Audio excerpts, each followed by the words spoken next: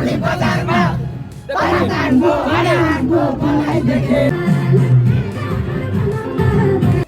Guys, welcome back to my channel.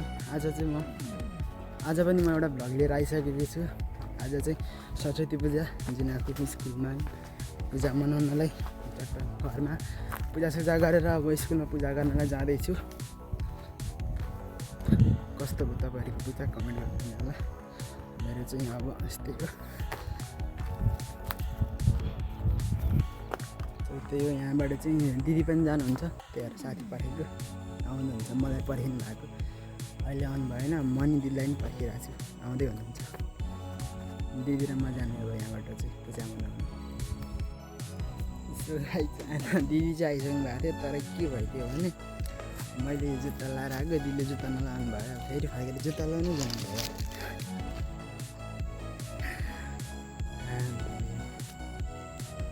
त्यसपछि हामी जाँदै गर्दा चोक पुग्यौँ र चोकबाट चाहिँ नजिकै थियो स्कुल। त्यसपछि हामी यहाँबाट अब पुग्न लागेको थियौँ लगभग। हामी दिदी र म दुईजना गएर आएका थियौँ। त्यसपछि मैले दिदीलाई नि क्यामेरामा आउनु नै भने, त्यसपछि दिदीले चाहिँ नाइ भन्नुभयो।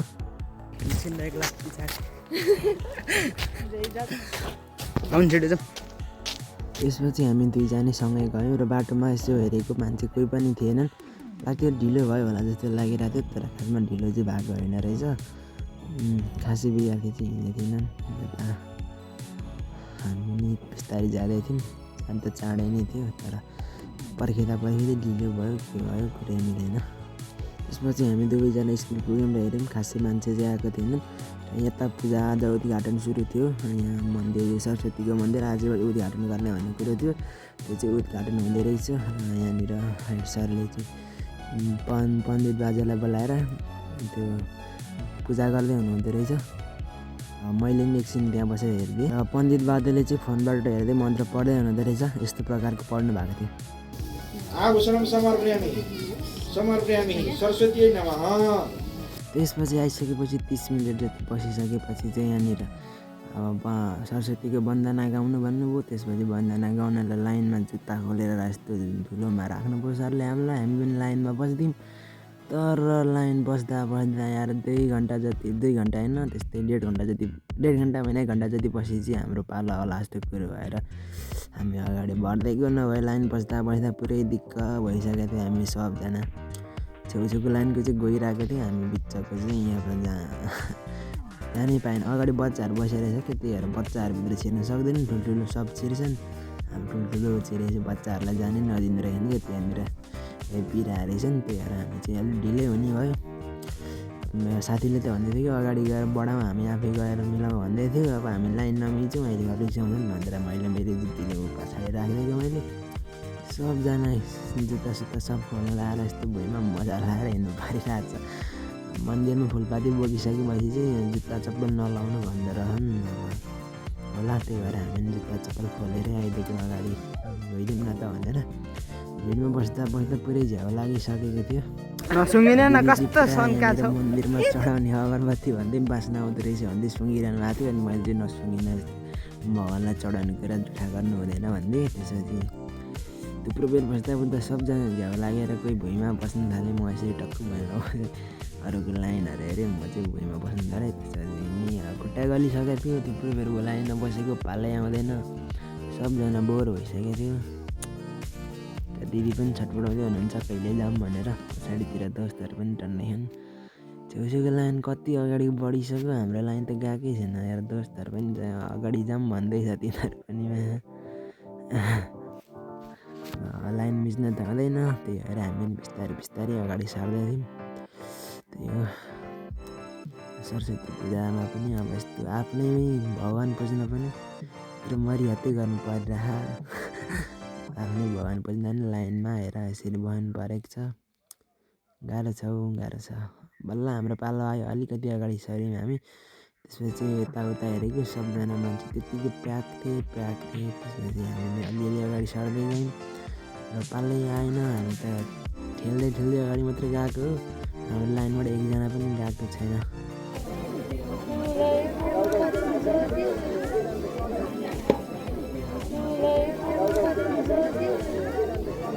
एकैछिन दिदीको यो गीत सुनिसकेपछि चाहिँ अब हाम्रो पनि अगाडि नै जानुपर्ने हो भनेर दोस्रो म चाहिँ सट्टी अगाडि छिरेँ है। दिदी पनि अब म चाहिँ के गरौँ भन्ने भन्नुहुन्थ्यो। दिदी पनि मेरो पछाडि आउनु भएको रहेछ है। त्यसपछि म चाहिँ अब भित्र पूजा गर्नको लागि अगाडि छिर्ने कुरो भन्दाखेरि साथीहरू पनि अगाडि चढिसकेको थियो। एकजना दोस्त तर भित्र त छिर्न त पाएँ, तर है भित्र मान्छे कम होइन यार। भित्र पनि अगरबत्ती सल्काउने ठाउँ थिएन भनेको यार। यही मन्दिर पुज्ने क्रममा चाहिँ फेरि मेरो 10मा पढ्ने साथीले चाहिँ 8वटा विषय सबै लागोस् रे। अनि त्यसपछि चाहिँ पढाइमा चाहिँ होइन, यसपालि रनिङ सिलमा चाहिँ जिल्ला सेलेक्ट हुन पाऊँ, राष्ट्रपतिमा फर्स्ट हुन पाऊँ भनेर त्यो काममा पढाइसँग मतलबै राखिरहेको थिएन फेरि यो दोस्तले चाहिँ फेरि यहाँनिर। पढ्न केही नहोस्, एसीमा 8वटा सब्जेक्ट लागोस्। के भनेको के बोल्या के बोल्या एकछिन तिमीहरूले बालिसक्यो हो। त्यसपछि जसोतसो गरेर भित्र छिरेर चाहिँ अगरबत्ती सल्काउन थालेँ। त्यसपछि पूजै गर्न नआएर मैले चाहिँ सट्टै पहिले नै माथि पुज्दैछु। पहिला चाहिँ अगरबत्तीले चाहिँ सल्काएर घुमाएर अनि पुज्न पर्थ्यो अरे, तर मैले पहिले नै अगरबत्ती सल्काएँ, त्यही नै हातमा थियो मेरो। त्यही भएर फेरि म चाहिँ अगरबत्ती सल्काएर टक्क भगवान्लाई चाहिँ अब चाहिँ के भन्छ, भगवान्लाई अब के माग्न थालेँ। मैले चाहेको कुरा अब पढाइमा धेरै राम्रो ज्ञान दिउँ यही भन्ने मैले नि अब खासै केही त भनेन। तर लाग्छ पुरा हुन्छ हुँदैन त्यो चाहिँ मलाई पनि थाहा छैन। तर मैले माग्नु चाहिँ मागेकै हो भगवान्सँग। यसरी मैले नि मागेँ अनि यसरी पैसाहरू पनि चढाइदिएँ टक्क लाएर। अगरबत्तीलाई तल गाडेँ, पैसा यसरी राखेर अनि तल अगरबत्तीलाई चाहिँ तल केराको दाम्चा रहेछ त्यहीँनिर गाडिदिएँ। सरस्वती माता के अरे यो एकचोटि जिल्ला सेलेक्ट गराइदिनु पर्यो जसरी पनि, रनिङ सिलमा फर्स्ट हुनु पर्यो जसरी पनि है। ल मेरो साथीले चाहिँ यसरी पढाइ नमागे पनि मैले चाहिँ पढाइ नै मागेँ। त्यसपछि ढोक्नु पर्ने नै हो। त्यसपछि मैले चाहिँ टाउको झुकाएर ढोक्छु भनेर चाहिँ मैले टाउको ढुकाएर झुकेर बाहिर निस्केर हेरेको भिड खतरा देखिरहेको रहेछ। त्यसपछि अनि म बाहिर निस्केँ अनि त्यसपछि टक्क यता टिका लाउने ठाउँ रहेछ यहाँनिर। सरले टिका लगाइदिइराख्नु भएको रहेछ। त्यसपछि म नि अब टिका लाउन लागिसकेँ, टक्क बाहिर निस्केँ। अब म टिका लाएर जान्छु है। अनि त्यसपछि मलाई सबभन्दा ठुलो तनाव चाहिँ जुत्ता खोलेर बाहिर राखेको, कसले लात्तीले हान्दियो भने त्यतातिर पिर्थ्यो। तर जुत्ता टिकै ठाउँमा भेट्न त अहिले जुत्ता भेट्नलाई चाहिँ। तर टिका लाउँदा पनि त्यस्तै भिडियोहरू मान्छ यार, टिका लाउन नि राम्रोसँग अलिक पल्लो नि छ त सिधै गरेर लाउनु नि भने। एउटा भाइले यहाँनिर अगाडि 2टा भाइ छन्, 2टा भाइ पछाडि मेरो पालो टक्क लाएर सरले चाहिँ आशीर्वाद दिँदै लगाउँदै हुनुहुन्छ टिका। यो भाइलाई पनि लगाइदिनु भयो। त्यसपछि अब यो पछाडि चाहिँ टिका लाउने पालो मेरै हो।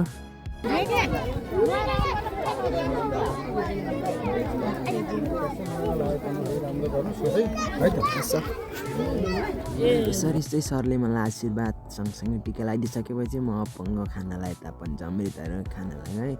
म्यामले चाहिँ भन्दै हुनुहुन्थ्यो अलिअलि हात मात्रै लगाउने, यहाँ त घाँटी बिन्दु नजाओस् भन्दै हुनुहुन्थ्यो। त्यसपछि म चाहिँ सबै अब घर प्रसादहरू खाएर बाहिर निस्केँ। त्यसपछि म चाहिँ अब जुत्ता लाउने ठाउँतिर गइसकेँ। त्यसपछि पूजा गरिसकेपछि हामी चाहिँ यहाँनिर बुनिया खान आयौँ। पूजा के बुनिया नआइकन पहिला फोटो खिच्न जाऊँ भन्दै थिएँ साथीहरूले, तर पहिला चाहिँ भोक लागेको छ खाने भन्ने कुरा ल्याएँ। बुनिया र पूजा टक्क लाएर यस्तै हो, नयाँको यसपालि यस्तै हो। थुप्रो वर्ष म बुनिया र यो बनाउनु थालेको। पहिला हाम्रो पालामा पनि बुनिया बनाएको, त्योभन्दा पहिले म सानै हुँदा चाहिँ के भन्छ अरे त्यो पकाउँथेँ क्या, भुजा ल्याएर तरकारी दिन्थ्यो। तर यसपालि चाहिँ तरकारी ल्याएन, पैसा पुगेन अरे, त्यही भएर तरकारी ल्याएन। त्यसपछि मैले पनि भाइहरूलाई तरकारी चाहियो भनेर जिस्किदिइरहेको थिएँ त्यही लाएर। तर भाइहरू पनि तरकारी भन्थ्यो बोके हिँडेर राम, म त साँच्चै तरकारी होला भनेको होइन रहेछ। तर तरकारी चाहिँ होइन रहेछ टक्क लाएर होइन। यो अब हामी चाहिँ अब साथीहरूसँग बसेर बुनिया खान थाल्यौँ। म पनि तरकारी नदिने भए बुनिया खाँदिनँ भन्दै त्यतिकै जिस्काउँदै बुनिया नि गम कि गम खाइरहेको थिएँ। त्यसपछि भाइहरू पनि तरकारी खाने भन्दै बुनिया बोकेर झुक्याउन आइरहेको थियो।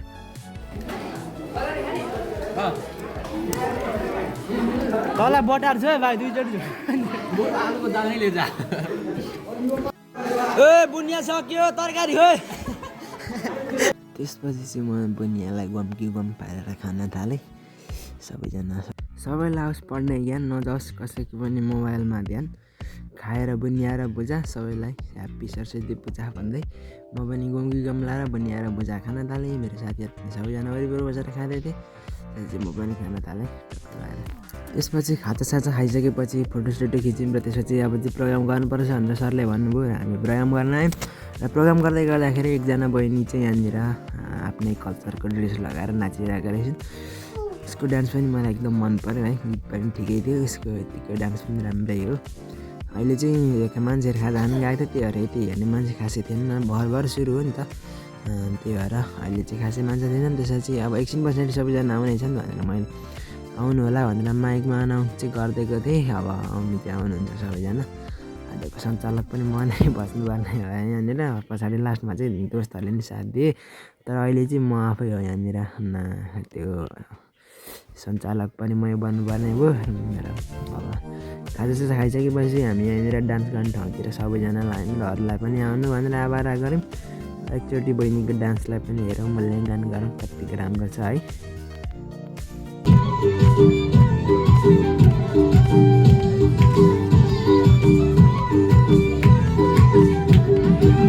र त्यसपछि नाच्दा नाच्दै अब चाहिँ ग्रुप डान्सको पनि पालो आएछ है। 2-4जना अरूले नाचिसकेपछि ग्रुप डान्सको पालो आएछ। त्यसपछि ग्रुप डान्सको पनि मलाई प्रस्तुति चाहिँ राम्रै लाग्यो है, यतिको ठिकै हो, यतिको राम्रै ठिकै भन्दा नि ठिकै हो भनौँ न, राम्रो नाचेको भन्छु म चाहिँ है। ग्रुप डान्स पनि ठिकै थियो। अब यो चाहिँ गीतमै थियो हुन चाहिँ, यो पनि गीतमै नाचेको हो। अब के गर्नु, यो गीत सक्लै हाल्दा पनि मेरोमा यहाँनिर कपिराइट आउँछ क्या, मलाई थाहा छ कपिराइट आउँछ, त्यही भएर नि मलाई अलि यो हाल्नलाई अलि मन लागिरहेन। फेरि मेरो आइडी मोनिटाइज भएको छैन, पछाडि मोनिटाइजमा असर हुन्छ क्या। फेरि यस्तो अरूको गीत युज गर्यो भने त्यहाँदेखि थोरै क्लिप चाहिँ म हाल्छु चाहिँ भयो नि, राम्रै छ।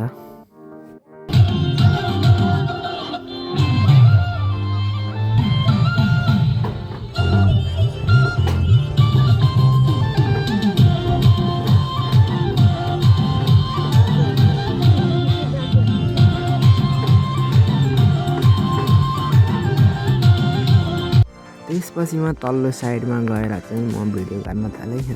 प्रस्तुति पनि निकै नै राम्रो थियो, एकदम कडा छ, दमदार छ, एकदम खत्रै छ है। त्यतिको कला भन्छु म पनि, धेरै राम्रो छ है प्रस्तुति। दर्शक पनि अहिले चाहिँ थुप्रै भइसक्यो है, सबै अब खाजा खाएर आउनु थालेँ। अब अलिअलि चाहिँ अब आउने बाँकी नै छन्, अब आधी चाहिँ आइसके, आधी भन्दा नि हल्का आउनु थालेको छन्, अब अलिअलि भिडियो थालेको छ। राम्रो नाच्नु थाल्यो भने सबै आउँछ नि, राम्रो नाच्नु छैन भने फेरि सब जान्छन् क्या, यही तनाव छ मलाई फेरि। अब यस्तै हो प्रस्तुति है।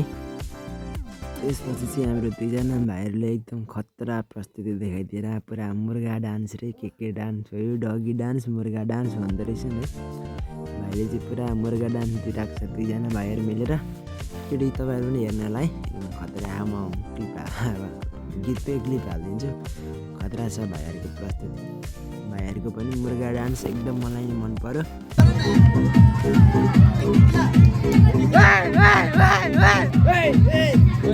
त्यसै गरी भाइहरूको प्रस्तुति सके सँगसँगै 2जना बहिनीहरू आएर फेरि आफ्नो राम्रो प्रस्तुति देखाउन थालिसक्नु भयो। यो पनि प्रस्तुति चाहिँ एकदम राम्रो छ है, यो पनि म देखाइदिने नै छु, एकदम राम्रो छ। बहिनीहरूको पनि प्रगति चाहिँ एकदम राम्रो छ, र तपाईँले हेर्नु होला।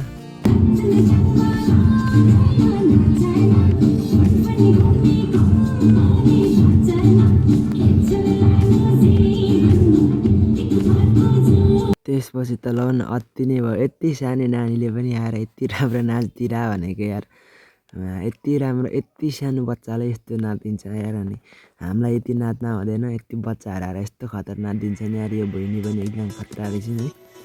यो बहिनी चाहिँ हामीसँग पढ्ने साथीको बहिनी हो, एकदम प्रस्तुति राम्रो रहेछ।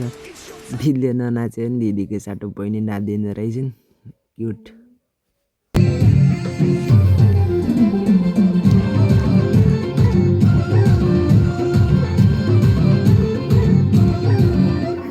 त्यसपछि फरक प्रस्तुति लिएर फरक मान्छेहरू आएर नाच्न थाले, जस्तो कि यो बहिनीहरू।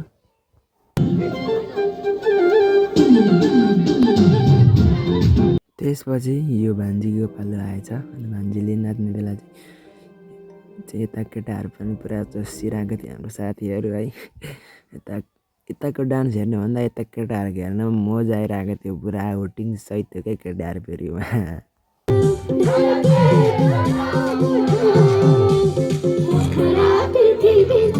थुप्रै नाच्ने नाच्ने मान्छेहरू आएर आफ्नो शक्ति सकेर फर्केर पनि हाम्रो केटाहरूको जोस भने त्यत्तिकै कडा थियो।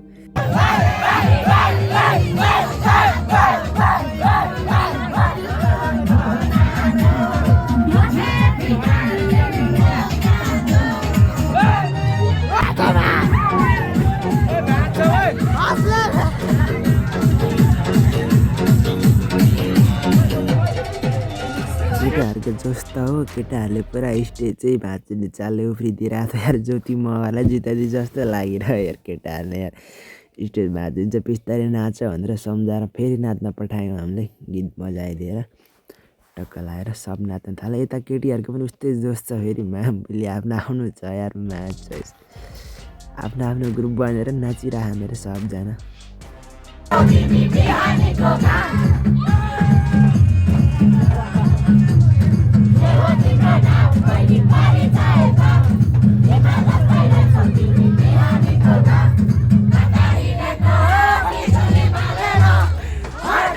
यत्तिको जोस चाहिँ जेन्जीहरूमा हुनै पर्छ क्या यार।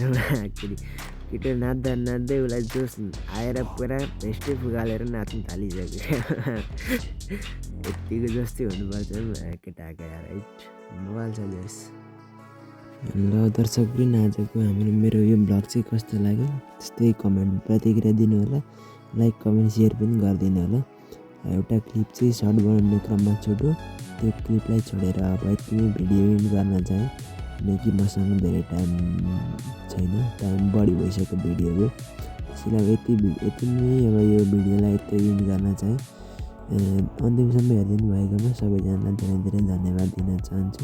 यस्तै यस्तै भिडियो फन्नी भिडियो हेरिबस्नको लागि चाहिँ मेरो च्यानललाई सब्सक्राइब गर्न नबिर्सिनु होला। हस्त धन्यवाद। स्वस्थ रहनुहोस्, व्यस्त रहनुहोस्।